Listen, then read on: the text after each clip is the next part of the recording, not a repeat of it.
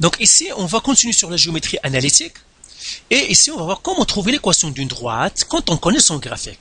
Donc, à partir du graphique, comment on trouve l'équation. Alors, regardons cet exercice. L'exercice dit « Indique l'équation des droites suivantes ». Ça veut dire que nous avons des droites, on veut trouver leur équation. Maintenant, l'équation d'une droite, c'est quoi? C'est y est égal à mx plus b. Maintenant, un peu de vocabulaire. Le m, comment on l'appelle? Eh bien, le m, il a plusieurs noms. On l'appelle la pente. Quand vous voyez trouver la pente, en fait, ils veulent que vous trouviez le m. On l'appelle aussi taux de variation. Taux de variation. Donc, c'est la même chose encore. Quand vous entendez taux de variation, c'est le m. On l'appelle aussi coefficient de la variable indépendante. Coefficient de la variable indépendante, de la VI. La variable indépendante. Donc, ça, ce sont trois noms que vous pouvez avoir qui veulent dire toujours le m. Maintenant, le b, c'est quoi? Le b, on l'appelle valeur initiale. Valeur initiale, c'est-à-dire la valeur du départ.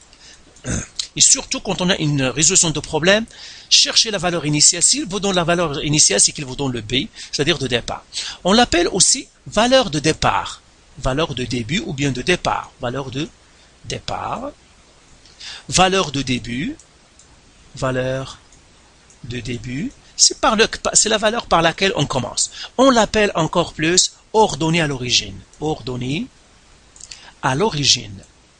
Pourquoi on l'appelle ordonnée à l'origine? Eh bien, tout simplement parce que c'est la valeur qui touche l'axe Y.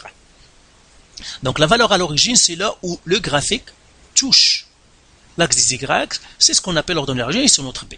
Donc, ce vocabulaire-là, vous devez l'ajouter dans votre cahier parce qu'il est très important. Maintenant, on va faire la première question, le premier graphique. Alors, pour le premier graphique, première chose que je vais faire, je regarde où le graphique touche la droite. L'axe des Y, pardon.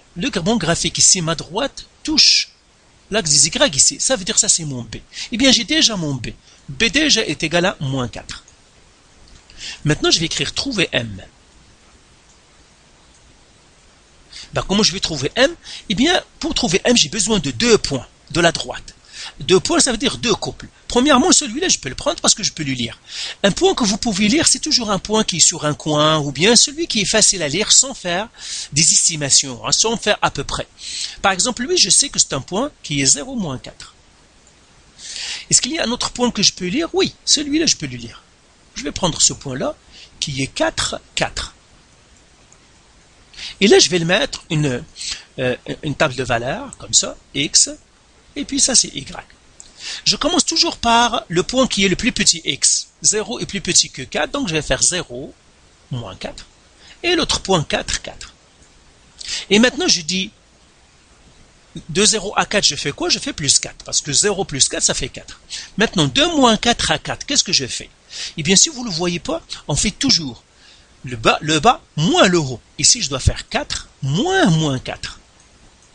C'est celui-là moins celui qui est en haut. Et là, je vais le faire. Ça fait moins, c'est un plus, ça fait 4 plus 4, ça fait 8. Et bien ça fait plus 8. Et là, je vais écrire maintenant mon M. Le M, c'est quoi? C'est le plus 8 qui divise le plus 4. Toujours celui qui est du côté des Y qui divise celui des X. En fait, on le note comme ça. Delta Y sur delta X, comme ça. Pour dire ce sont les Y qui divisent les X. Et on fait celui-là, on l'appelle delta. Comme ça, ou bien variation. Et bien, je vais faire 8 qui divise 4 qui me donne 2. Et bien voilà, j'ai trouvé mon M. Et une fois que j'ai trouvé mon M, il suffit que j'écrive Y est égal à mx plus b.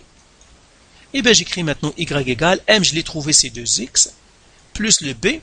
Le B, c'est combien? C'est moins 4. Et bien voilà, j'ai mon équation pour la première. Alors maintenant, on va faire la deuxième. Donc, je vais effacer ici.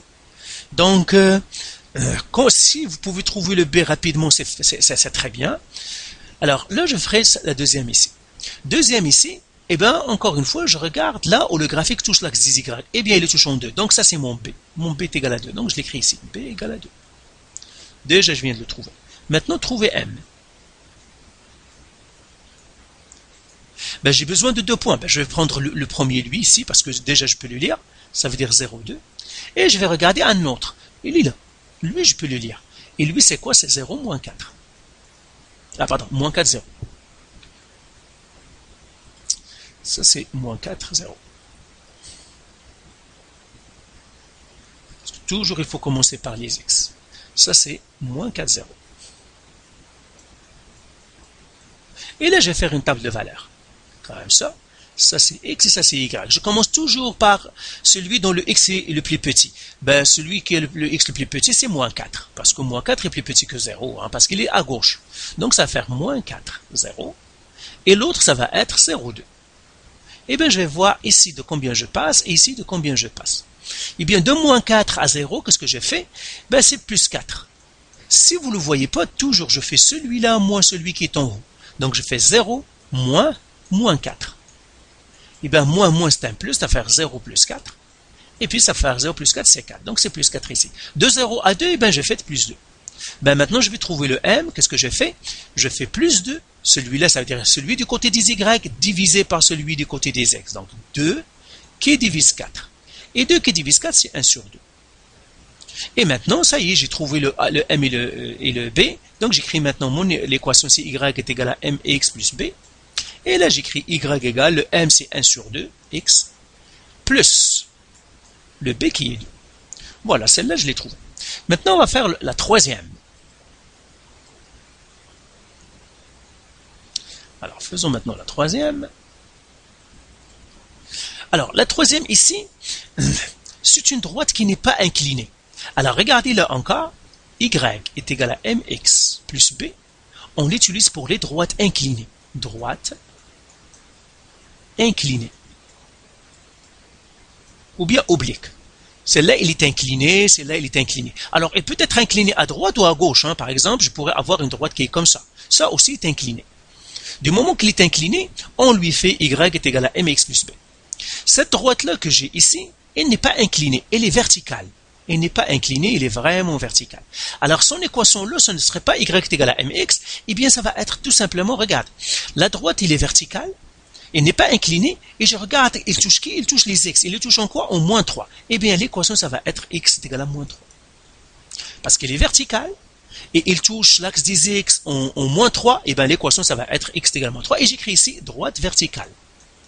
Droite verticale. Donc, quand une droite est verticale, on n'écrit pas son équation y est égal à mx plus b. Y est égal à mx b seulement pour les droites inclinées. Maintenant, faisons la quatrième. Celle-là, c'est une droite inclinée. Ben, je vais lui faire y est égal à mx plus b. Et pour celle-là, je regarde. Ah, il y a le b, je peux le trouver ici parce qu'il touche l'axe des y. Donc, j'écris b est égal à moins 6. Parce que ça, c'est moins 6. Et maintenant, j'ai un point. Celui-là, c'est 0, moins 6. Je regarde ce que j'ai un autre point que je peux lire facilement.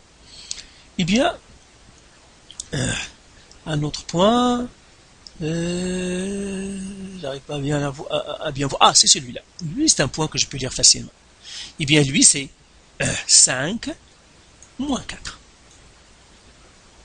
Donc, ce point-là, je peux le lire. Là, je vais écrire trouver m. Et je fais une table de valeurs x et y. Et je commence toujours par le couple dont le x est le plus petit. C'est celui-là 0, donc je vais faire 0 moins 6.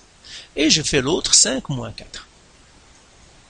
Alors de 0 à 5, je fais plus 5.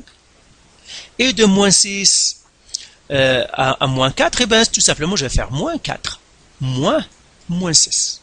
Celui qui est en bas, moins celui qui est en haut. Eh bien ça va faire moins 4.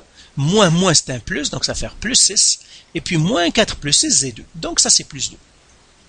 Et là je vais écrire maintenant mon m. Mon m c'est plus 2, donc c'est 2 qui divise 5. Alors celle-là c'est une fraction qui ne se réduit pas, ben je vais la laisser comme ça. Et maintenant je vais écrire mon équation. Donc y est égal à mx plus b. Et j'écris maintenant y, le m je l'ai trouvé, c'est 2 sur 5x. Plus le b c'était quoi? Moins 6, donc ça fait moins 6. Et ben voilà, j'ai trouvé mon équation. Alors faisons un dernier, deux derniers, et c'est tout. Maintenant, regardons cette droite-là ici. Alors si je regarde celle-là ici, c'est une droite qui est horizontale, elle n'est pas inclinée. Inclinée, il doit faire un angle, c'est-à-dire incliné. Celle-là, elle n'est pas inclinée, c'est une horizontale. Et qu'est-ce qu'il touche? Il touche les y. Il le touche en quoi? En moins 3. Et bien celle-là, j'écris y est égal à moins 3. Pourquoi? Parce qu'il touche les x, ça c'est l'axe des x, ça c'est l'axe des y. mais ma droite là, elle n'est pas inclinée, c'est une droite horizontale, et qui touche l'axe des y en moins 3, et bien j'écris y est égal à moins 3. Et là j'écris droite verticale, droite horizontale. Droite horizontale. Et bien voilà comment on trouve les équations d'une droite. Je vous laisserai faire la dernière ici, c'est facile aussi. Et voilà. Donc, si vous avez des questions, bien sûr, je suis là pour vous répondre.